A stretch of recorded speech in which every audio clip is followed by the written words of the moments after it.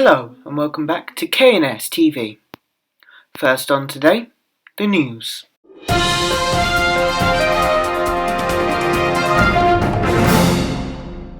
Hello, I am Shaun Welch, your newsreader for today's news bulletin. In world news, coronavirus still affects the entire world, with most countries being in lockdown. A few countries now are starting to get out of this process because of the lack of cases due to the actual lockdown itself. For those of you who feel concerned, do not worry, it shall all be over soon. Now in some lighter news, the K&S poetry competition is now open. It doesn't matter what age you are, as long as you can like and write poetry. Send your poetry in the comments down below, and it has to be a minimum of 3 lines long and there is no maximum. Additionally, it will be then performed on the radio in the near future. The deadline is the end of the month, so get writing.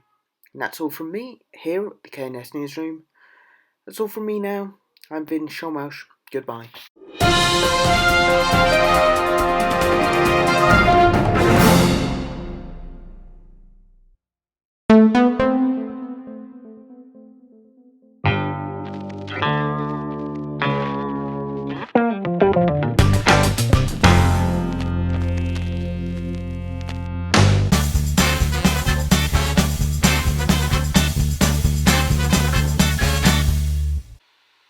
Join me, Shaun Welch, and Kieran on K&S Radio. We'll be talking about different things, and we upload once a week during the weekdays.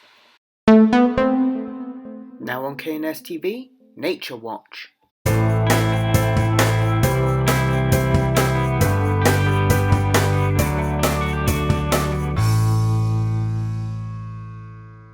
Welcome to Nature Watch, and today's special feature is on Western honeybees. A colony of honeybees live together in a hive, where they have many responsibilities that range from collecting nectar and pollen to hive construction. Most of the work is done by the colony's female worker bees. The worker bees travel from flower to flower in search of pollen and nectar. The pollen gets stuck on the bee's body hair. Then, the bee brushes the pollen into structures on the hind legs called pollen baskets and stores the nectar into a special pouch. Back at the hive, the pollen and nectar are processed by another group of worker bees to make honey. The workers are also in charge of building the hive cells or rooms. They build these 6-sided cells from a waxy substance secreted from their bodies. The cells are used to store honey and house developing larvae and pupae. In addition, the workers tend to the queen bee, which mates with the males called drones to produce eggs. The workers feed the queen bee royal jelly, a mixture that includes protein, sugar, fatty acids, and they also provide food for her larvae. Here we can see the bees feasting on some apples and pears. In the wild, up to 20,000 honeybees can live in a hive.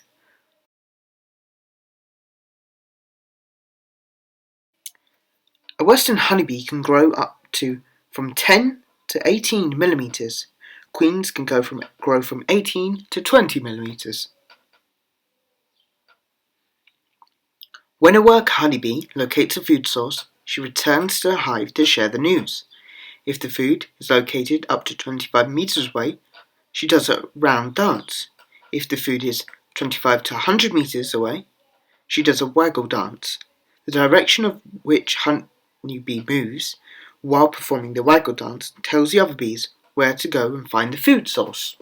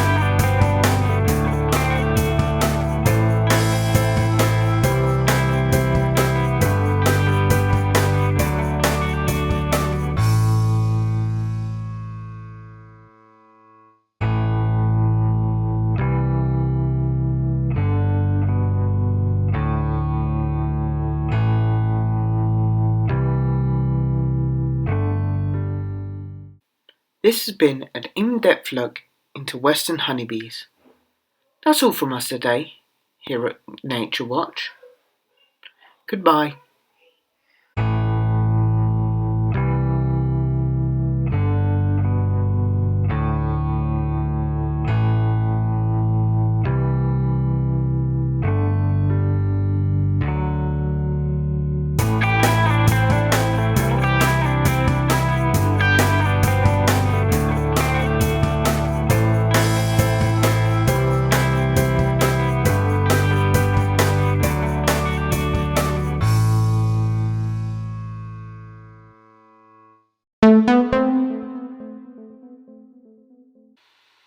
Join me, Shaun Welch, and Kieran on K&S Radio. We'll be talking about different things, and we upload once a week during the weekdays.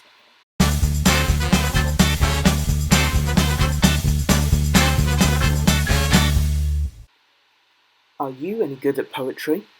Well, this new K&S Tv competition allows you to write poetry for the K&S Radio, which will be broadcast sometime in the near future. So if you're a budding poet, get writing. Now for some kids programming. We have The Lego Show.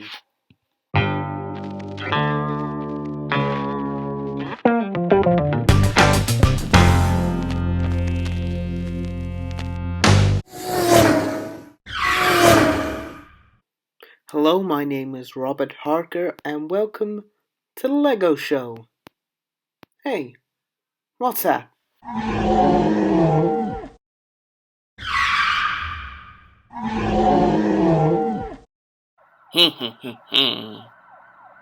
Oi, stop right there. Got you.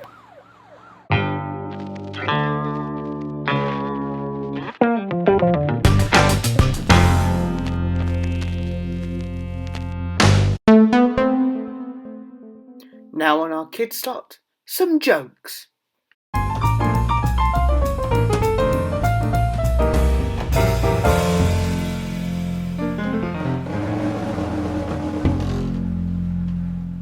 Hello, welcome to Laugh Out Loud, where I'm going to tell you some jokes.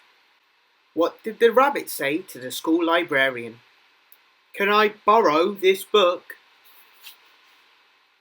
What do you get when you cross a teacher with a grizzly bear? I don't know, but when it gives a lesson, you'd better pay attention. Why was a chicken sent home from school? For using foul language. Why did the chicken get a detention? She was always playing practical jokes. Why are peacocks so unpopular in school? They're always spreading tails. Teacher, I'd like to bring my 5 dogs to school. But what about the noise and the mess? Oh, they won't mind. What are the best steps to take if you see a man-eating tiger in class? Very long ones. What's green and eats chocolate in class? A crocodile. That's all from me and the Laugh Out Loud show.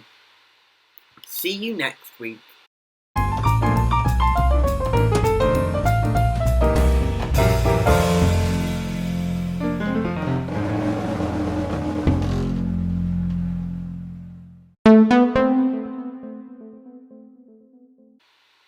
Join me, Shaun Welch, and Kieran on K&S Radio. We'll be talking about different things, and we upload once a week during the weekdays. Are you any good at poetry? Well, this new K&S Tv competition allows you to write poetry for the K&S Radio, which will be broadcast sometime in the near future. So if you're a budding poet, get writing. A brand new show now on K&S TV, The Top 10 Show.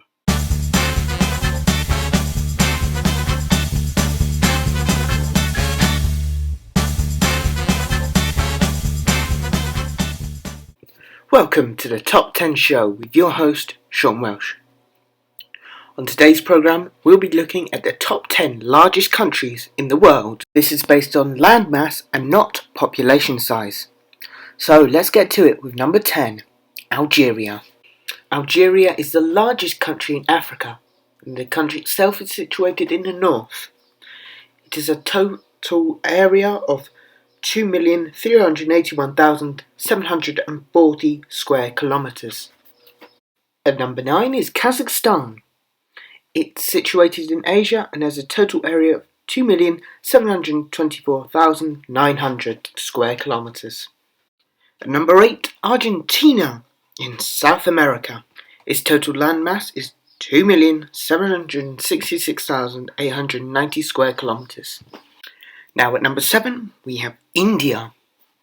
India is located in Asia and has a total area of 3,287,590 square kilometres. Now we move on to number 6 with Australia. Australia has a total area of 7,686,850 square kilometres. Now we move into the top 5 with the 5th largest country, Brazil. It has a total area of 8,511,965 square kilometres. Now at number 4 we have the United States of America. It has a total area of 9,522,057 square kilometres of land. Into the top 3 now, with China. It has a total area of 9,640,821 square kilometres. At number 2 we have Canada. Canada has a total area of 9,976,139 square kilometres. And now we've reached our number 1 spot with, without doubt, the biggest country in the world, Russia. It has a total area of 17,102,345 square kilometres. Absolutely huge. So that's all we've got time for today. I've been your host, Shaun, Welch, and this has been the Top 10 Show.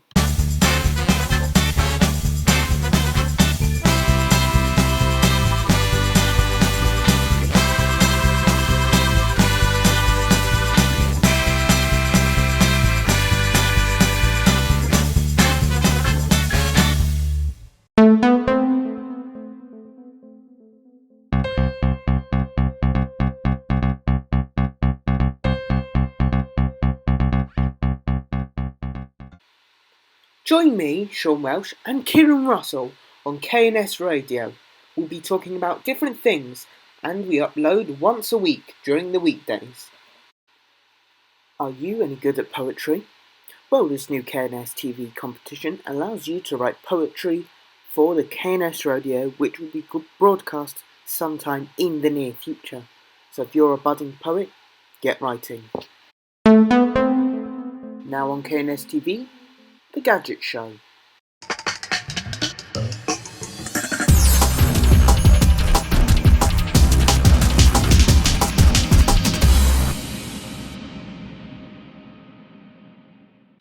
So today we're looking at the MacBook Air from Apple. Other computers are available, but today we're specifically looking at MacBook Air. It works as a computer should, and everything's nice. The operating system looks fantastic, all looks very nice. And there's nothing really, oh yeah, you have to buy this for it. The only things I would buy a Mac for is GarageBand and iMovie, but that's just my preferred taste of what I like. The keyboard feels a bit weird. I prefer it on other laptops. The keyboard feels a bit squashed. But apart from that, the computer itself is fine. The screen is phenomenal. That is great standout, and it's quite lightweight. So overall, it's quite a nice computer. A couple of downsides, but most of it is pretty good, solid quality stuff, and it's made pretty good because it is by Apple. But the price tag is a bit pricey. Get similar stuff for a bit cheaper by other companies. So for what it's worth, it's overpriced, but for what it is simply phenomenal. So this has been our review of the MacBook Air, and it's time for me to sign out. I've been Shaun Welch, and this has been the Tech Review.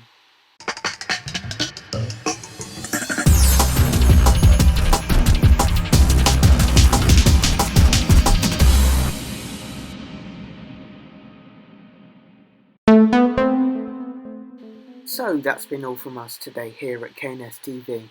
We hope you have enjoyed. Goodbye.